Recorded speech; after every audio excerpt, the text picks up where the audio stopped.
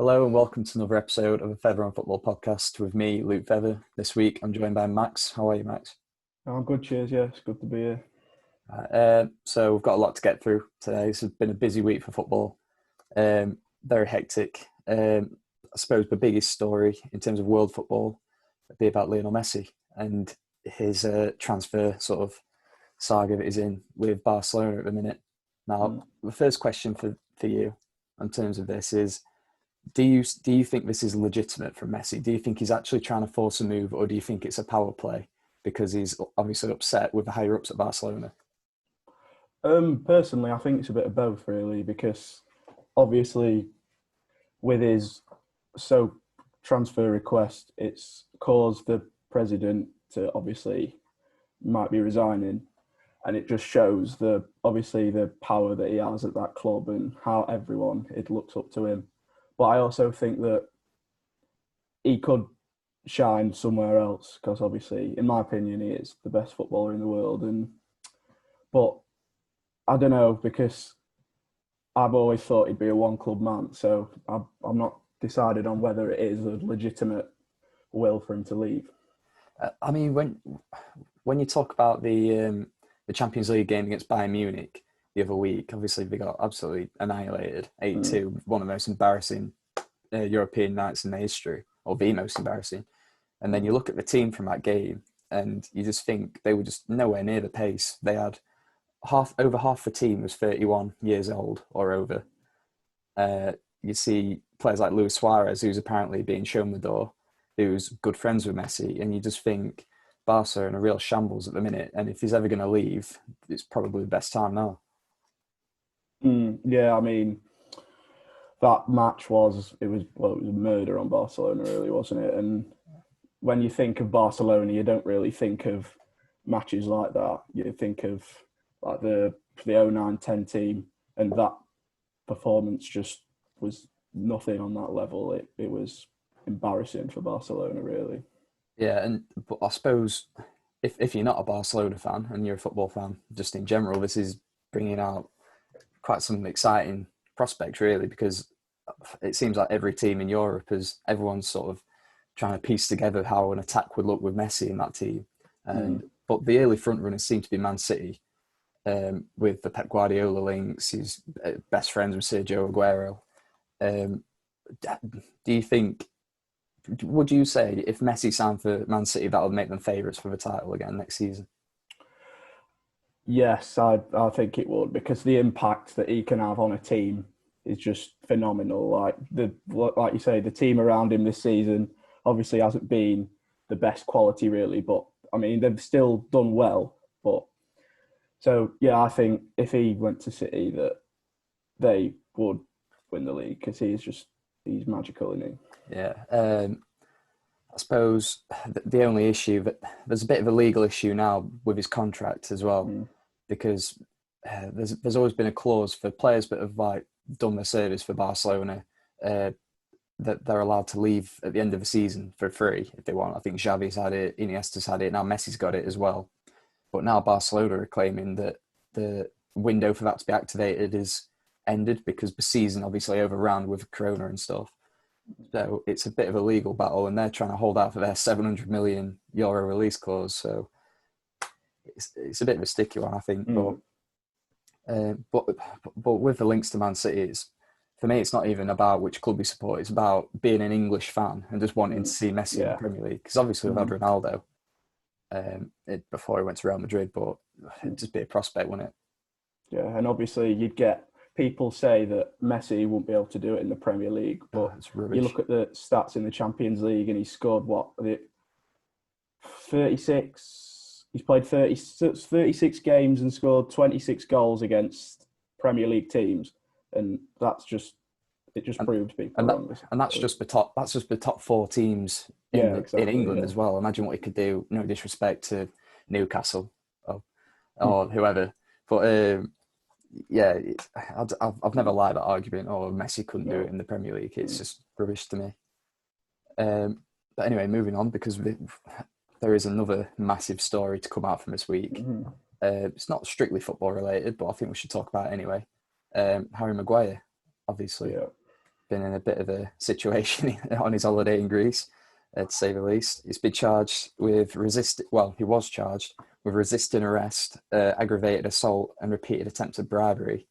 Do you think, because from all the stories, it's all a bit up in the air, because it all seems a little bit dodgy to me, because there isn't a lot of evidence that's been in the public eye. And it all just seems a bit like Maguire's family and their word against the authorities' word. Do you think, more, as much as anything, do you think this shows a little bit of naivety, do you think, from Maguire, because he is a global figure, to be the captain of Man United and to go out with very little security by the sounds of things to get himself in this situation? I think, well, yeah, like you say, he's he's the most expensive defender in the world. So, like you say, there is that side of naivety that he didn't have any security, and that the fact that something could have happened, and obviously it did happen. But then you'd look at the other side, that he's on his holiday with his family. Obviously, he just wants to enjoy himself. So then you think that, but obviously you're going to get some idiots who are obviously going to provoke him and want a reaction out of him, and it looks like that's what's happened, really. Yeah, I think it goes back to that sort of age-old argument of footballers wanting to live a sort of normal life as well, and sort of take a break from the limelight. But as much as they do deserve that right to go on holiday and just enjoy themselves and relax, but you can't just forget that you're the captain of the biggest football club in the world. It's one of them. You have to sort of have to accept it and be like, you're not going to live a normal life like me and you would. So, but I don't know. It's a bit of a sticky one for me. Yeah, obviously, along with the fame comes the sticky side of it, which obviously he's just experienced. So it just goes to show that it's not always like a good thing, really. No, yeah. But he was found guilty in a Greek court, but that's now been nullified, I think. So his 21-month suspended sentence has been nullified. He's going to go to a retrial. Be interesting to see how that goes, because it also seemed a bit rushed for me. Like the fact that he was arrested, had a couple of nights in the cells, I think, and then he was in court, and then he was guilty. It all just seemed a bit quick. I think mainly because obviously he's such a big name that the press obviously want to know what's happening, and so does everyone else in the world. So I think that obviously forced them to get on with it and get an outcome. I think it's interesting as well that Man United haven't. Well, they've shown him support as much as they can do without potentially incriminating themselves. But they've shown him support by not stripping him of the captain's armband, which I think is important, because if you were to do that, then that's just sort of vilifying him and saying, yeah, you're definitely guilty, or we think you're guilty anyway. But yeah, another thing for Maguire, unfortunately for him, after all this, has been withdrawn from the England squad. I think we could move on to that, the England squad, because there's a few things that I would like to talk about with this. Starting off, what's your instant reaction? On the England squad or Maguire? Yeah, on the England squad, yeah. On the England squad.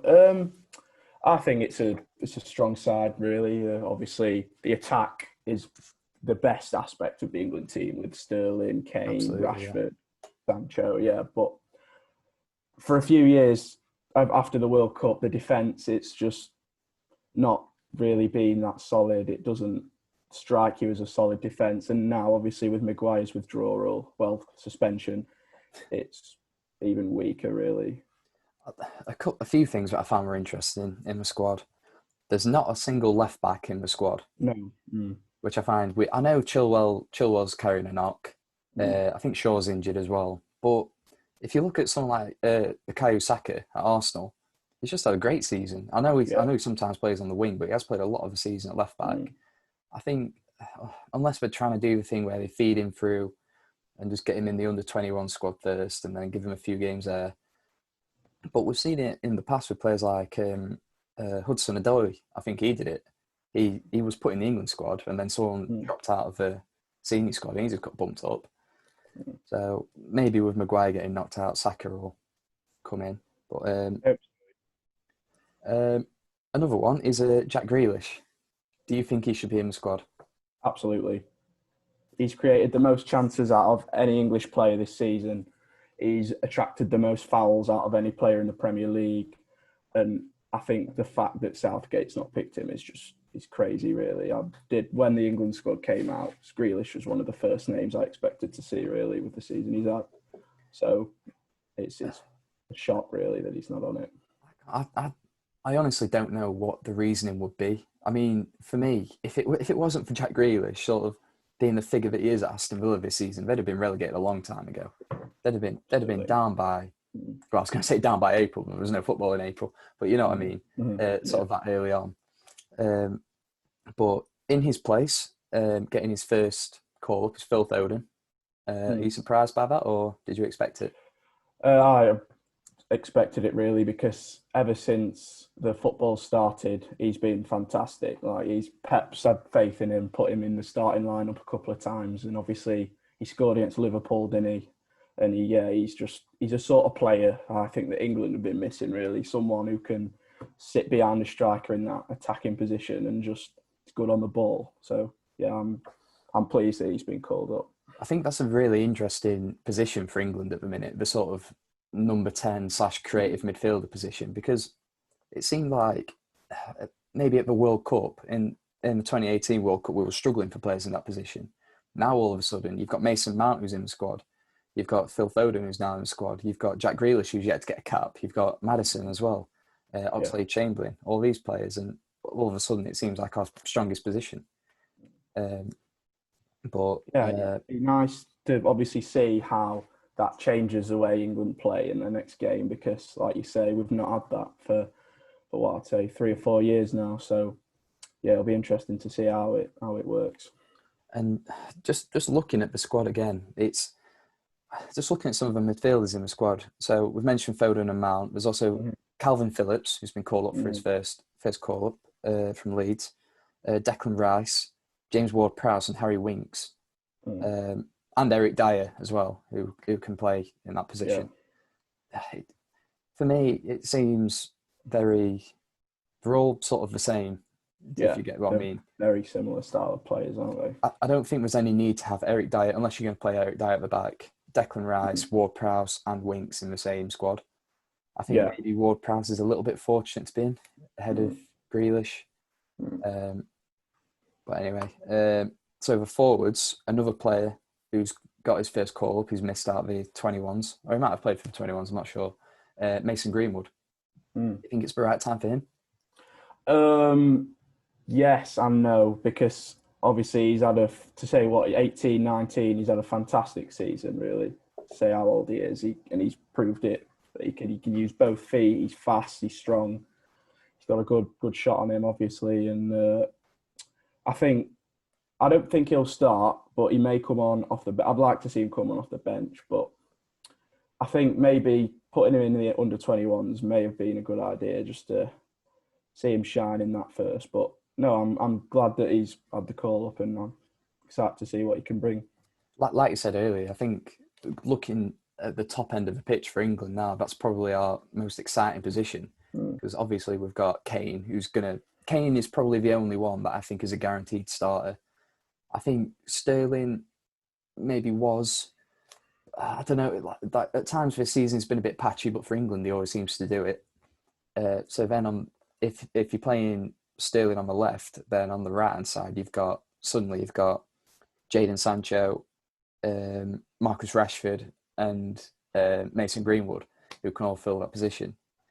Not to forget about Tammy Abraham or Danny Ings, but I would see them in direct competition with Kane.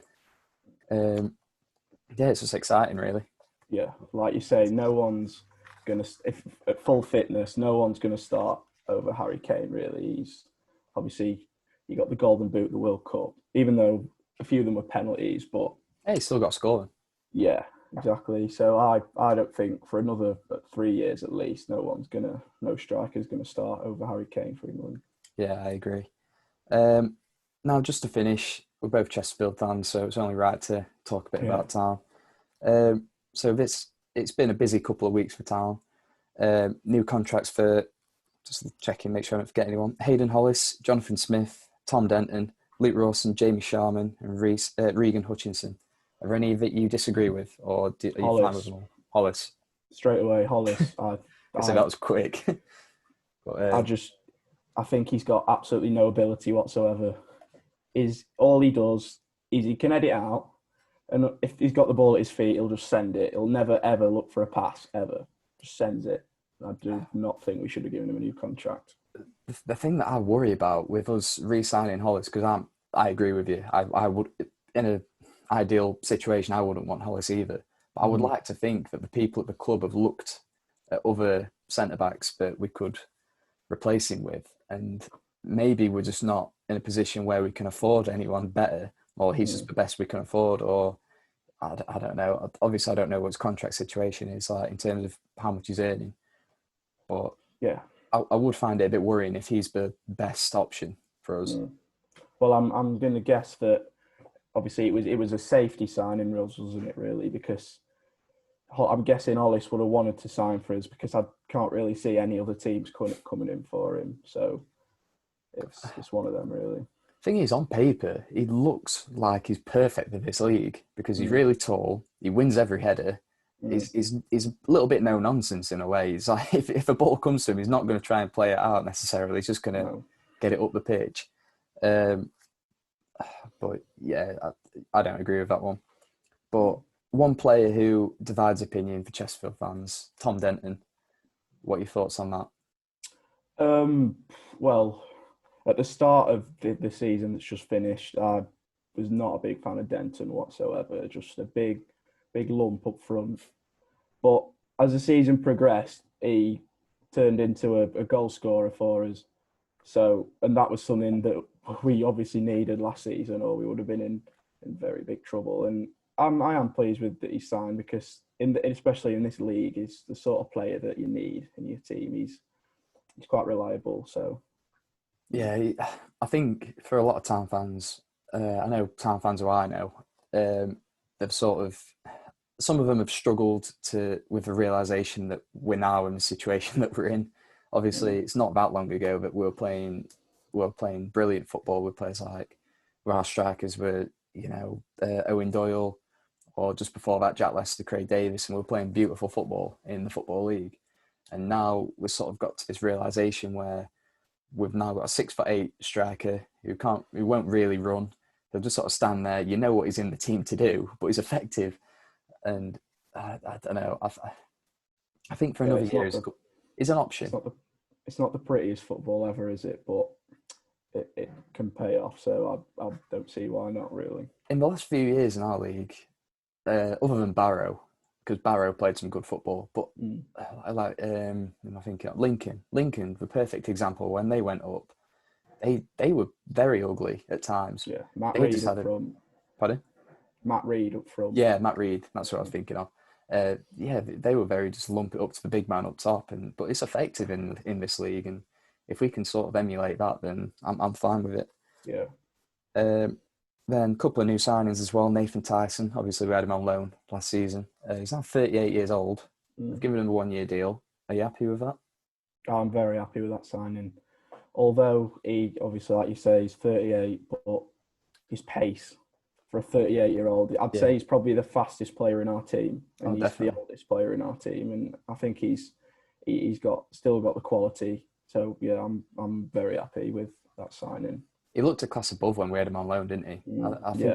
I think what was his hat trick that he scored off the bench? About 23 minutes or something like that. Yeah, that's the quickest hat trick. First player to score a hat trick off the bench for Town. He just looked like he's got a bit of class about him, something that our forwards have sort of lacked. What I can't get is why can't he let him go out on loan? Why they've released him? I can't get my head around that, really. Well, Notts County must think that who they've got's better, so that's worrying for us, really. But I'm happy with that for a year. I'll take it. And then Milan Butterfield, can't lie, don't know an awful lot about him. No. All I can say is what I've heard John Pemberton say. Dynamic, 6'4", just laid back character. Whether that helps him on the pitch or not, but it seems like something that we need.